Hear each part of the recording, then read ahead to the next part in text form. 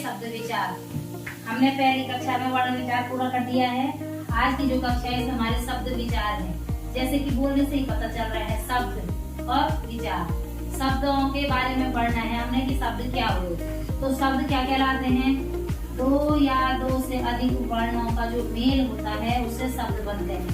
मैंने कहा बस, दो अक्षर हैं ब, दो वर्ण हैं ब और सौ।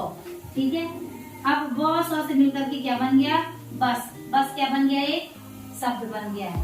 ठीक है, बस क्या बन गया? एक शब्द। जोर से बोलना है जब पूछा भी जाएगा। ठीक है ना, जो समझ में नहीं आएगा वो पूछ लेना है।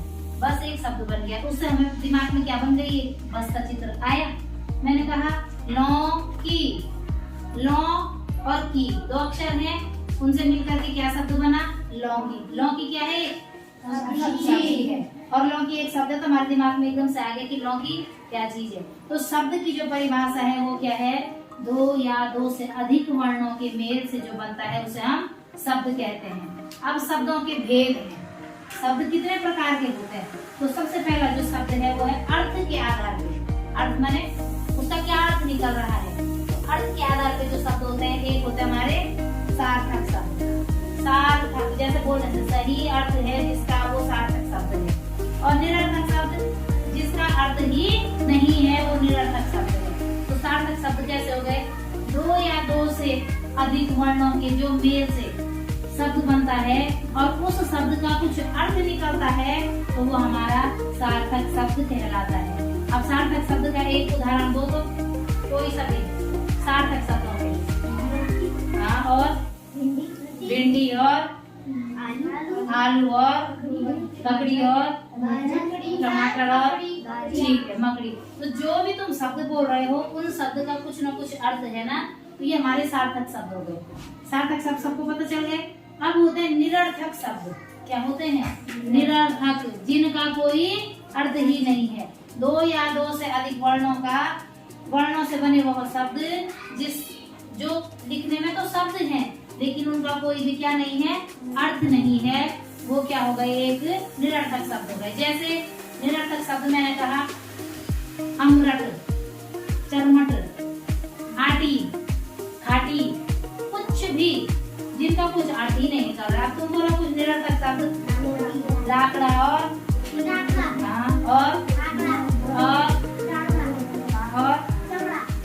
चमड़ा तो एक शब्द है। चमड़े के जूते बनते हैं, चमड़े का पर्स बनता है।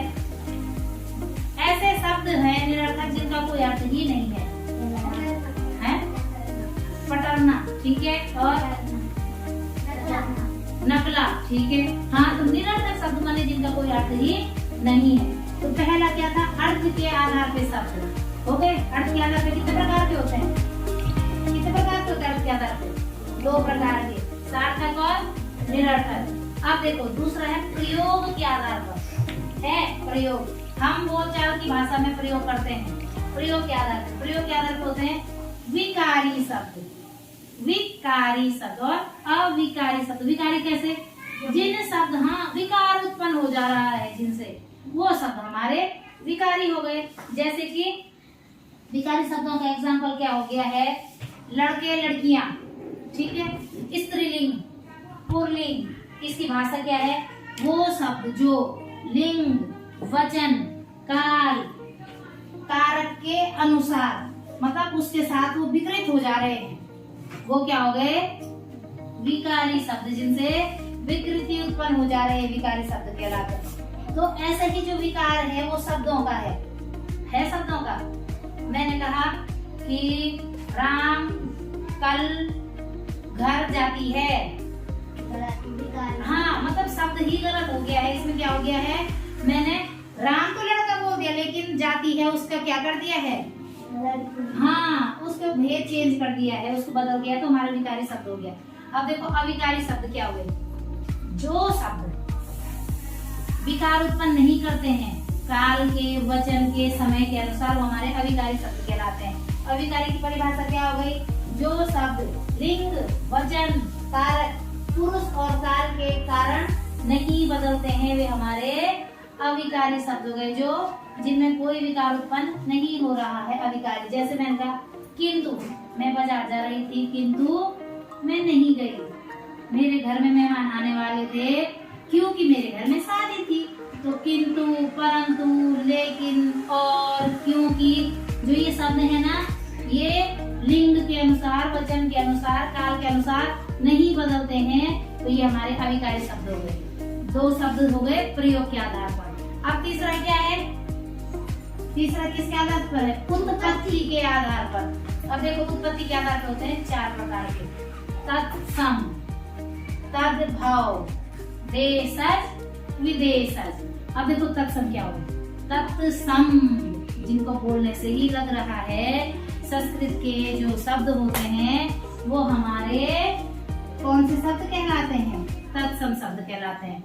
और तद्भव कौन से शब्द कहलाते हैं? तद्भव वो शब्द कहलाते हैं जो संस्कृत की हिंदी भाषा में है, वो तद्भव कहलाते हैं। मैंने कहा अग्नि, अग्नि का मतलब आग। तो अग्नि जो है वो हमारा तत्सम शब्द है, या मतलब। और आग क्या है? तद्भव शब्द है। आग अग्नि का हिंदी में है। मैंने कहा अश्व, अश्व माने हाँ तत्सम शब्द है। घोड़ा, और घोड़ा क्या है? तद्भव है, उसका हिंदी अर्थ है। निद्रा, निद्रा तत्सम। और मैं कहा नींद, तद्भव। तो जो संस्कृत के शब्द हैं वो तत्सम हैं, और जो हिंदी के शब्द हैं वो तद्भव शब्द हैं। अब देखो तत्सम की परिभाषा क्या है? तत्सम शब्द संस्कृत भाषा के 2 शब्दों तत् और सम से मिलकर के बना है। तत् का अर्थ है उसके, और सम का अर्थ है समान, मतलब कि उसके समान। तो वो क्या हो गए हमारे तत्सम शब्द। ज्यों का त्यों, तत्सम माने ज्यों का त्यों। अग्नि है तो अग्नि है, अग्नि को हम कुछ और नहीं कहेंगे, वो हमारा तत्सम हो गया। जैसे जिन शब्दों को संस्कृत में बिना किसी परिवर्तन के लिया जाता है वो हमारे तत्सम शब्द कहलाते हैं। उदाहरण देखो, अग्नि, निद्रा, नयन, नयन माने नैन माने आंखें, ग्रह, ग्रह माने घर। अब इसी का जो हिंदी कर दूं कि मैं अग्नि को मैं अगर आग बोल दूं तो वो हमारे तत्व हो गए। निद्रा को मैं नींद बोल दूं तो हमारा तत्व हो गया। नयन को मैं आंख बोल दूं तो हमारा तद्भव है। ग्रह को मैं घर बोल दूं तो वो तद्भव है। अब देखो तद्भव की परिभाषा, उससे उत्पन्न, समझ गए? उससे उत्पन्न माने तत्सम का जो हिंदी रूप है वो हमारा तद्भव है। तद्भव को क्या कहेंगे? वे शब्द जो संस्कृत से उत्पन्न या विकसित हुए हैं वो हमारे तद्भव शब्द हैं। जैसे कि माँ, सांप, सांप को संस्कृत में क्या कहते हैं? सर्प, सर्प क्या हो गया? तत्सम। आग, आग तो हिंदी में, संस्कृत में क्या कहेंगे? अग्नि, और अग्नि क्या हो गया? तत्सम हो गया। पानी, पानी को क्या बोलते हैं? जल या नीर बोलते हैं, है ना? तो ये हमारे संस्कृत के शब्द। तो जो संस्कृत के शब्द हैं वो तत्सम, जो हमारे हिंदी संस्कृत का हिंदी रूपांतरण है वो हमारे तद्भव। अब मजेदार 2 शब्द हैं। देशज, हमारे ही देश में, हम जिनको हमारी क्षेत्रीय भाषा में, आम बोलचाल की भाषा में जिसका प्रयोग करते हैं वो देशज शब्द है। जो जिनकी उत्पत्ति के मूल का पता नहीं है परंतु वो प्रचलन में है, हमें पता नहीं है वो कहाँ से आए हैं, लेकिन वो हमारे क्षेत्रीय भाषा में बोले जाते हैं। लोटा बोलते हैं, लोटा तो पता है ना। खिड़की पता है, खिचड़ी खाने की खिचड़ी। गाड़ी पता है, गाड़ी। हाँ, तो ये जो सारे शब्द हैं जो हमारी बोलचाल की भाषा में आते हैं ये देशज हैं, जिनकी उत्पत्ति का मूल का पता नहीं है लेकिन वो हमारी बोलचाल की भाषा में होते हैं, वो देशज हो गए। अब विदेशज, जैसे कि नाम से ही पता चल रहा है, विदेशज, विदेश से आए हुए शब्द विदेशी हो गए। जैसे अंग्रेजी, वो कैसा शब्द है? विदेशी शब्द है। फ्रांसीसी, अरबी, पुर्तगाली, ये सारे क्या है? हमारे विदेशी शब्द है। तो अब अभी मैंने तुम्हें उत्पत्ति के आधार पर बताया। अब इसके बाद क्या है?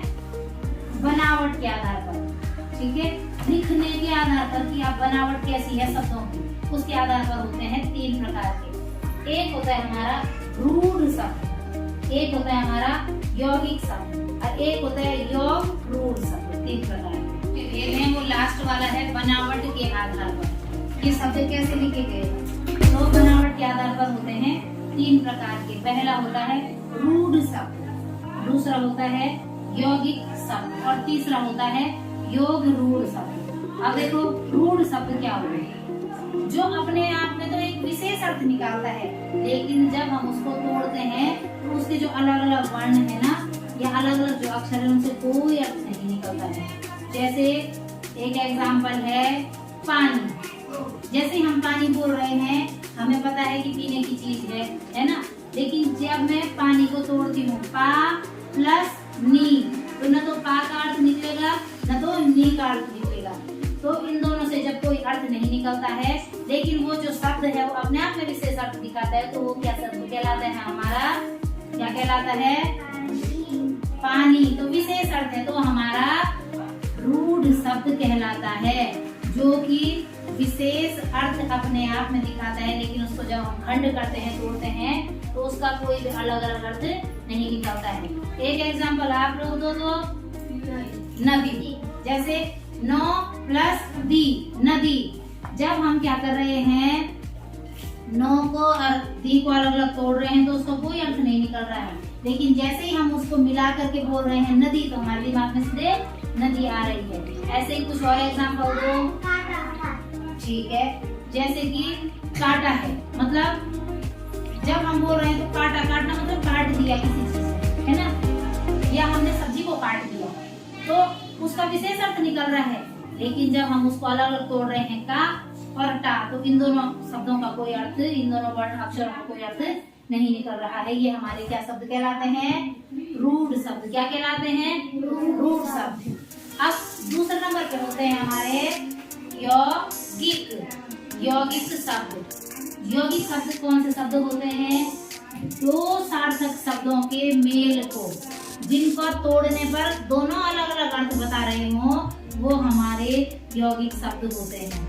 जैसे कि रेलगाड़ी। ठीक है, रेलगाड़ी। अगर मैं रेलगाड़ी को तोड़ती हूँ तो एक शब्द बना रेल और एक शब्द बना गाड़ी। जब हम दोनों को मिला रहे हैं तो रेलगाड़ी बन रही है, लेकिन जब हम दोनों को तोड़ रहे हैं तो दोनों का अलग अलग अर्थ निकल रहा है। रेल क्या है? ट्रेन है। गाड़ी क्या है ना? समझ गए? दो शब्द। या मैंने कहा पाठशाला, जहाँ पर हम पाठ प्लस शाला, जहाँ पर हम पढ़ने के लिए जाते हैं, वो हमारा पाठशाला हो गई है। ठीक है, तो पाठ अलग शब्द है और शाला अलग शब्द है, इन दोनों के मेल से पाठशाला शब्द बना, तो ये यौगिक शब्द है। अब तीसरा शब्द है इसका योग रूढ़ शब्द। मतलब कि रूढ़ क्या हो रहे थे? विशेष अर्थ बता रहा था रूढ़ शब्द, है ना, लेकिन तोड़ने पे क्या हो रहे थे? कोई अर्थ नहीं बता रहे थे। अब जो योग रूढ़ शब्द है ना, ये क्या करेंगे? विशेष अर्थ भी बताएंगे, और जब हम इसको तोड़ेंगे तो इनका अर्थ कुछ और निकल रहा होगा। जैसे मैंने कहा पीताम्बर, पीले कपड़े पहनने वाला, श्री कृष्ण भगवान जी या विष्णु भगवान जी, किसी और का नाम बता रहे हैं।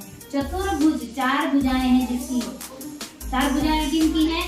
गणेश भगवान जी की हैं। या मैंने कहा नीलकंठ, नीला है कंठ जिनका, शिव जी। तो समझ गए योग रूढ़ शब्द क्या हुए? जो शब्द किसी तीसरे का अर्थ, जो शब्द कुछ तीसरे की विशेषता बता रहे हो, वो हमारे योग रूढ़ शब्द हो गए। तो ऐसा कोई है जिसको समझ में नहीं आया हो? अच्छा, मैं पूछती हूँ, शब्दों के भेद कितने प्रकार के हैं? 4 प्रकार के। सबसे पहला अर्थ के आधार पर, उसके बाद प्रयोग के आधार पर, उसके बाद उत्पत्ति के आधार पर, और उसके बाद बनावट के आधार पर। अब जो पहला है अर्थ के आधार पर, तो हम अर्थ के आधार पर कितने प्रकार के हैं? 2 प्रकार के, सार्थक शब्द, निरर्थक शब्द। उसके बाद प्रयोग के आधार पे 2 प्रकार के, विकारी शब्द, अविकारी शब्द। उसके बाद तीसरा उत्पत्ति के आधार पर 4 प्रकार के, सद्भाव, देशज, विदेशज। और लास्ट चौथा क्या है? बनावट के आधार पर रूढ़ शब्द, यौगिक शब्द, योग रूढ़ शब्द। तो हमारा आज शब्द विचार पूरा हुआ है। अब कल जो दूसरी कक्षा होगी उस समय हमारा क्या होगा? इन शब्दों से आधारित प्रश्नावली होगी, प्रश्न उत्तर होंगे। तो इसको क्या करना है? याद करना है। याद तो वैसे हो गया है। ठीक है, ठीक है।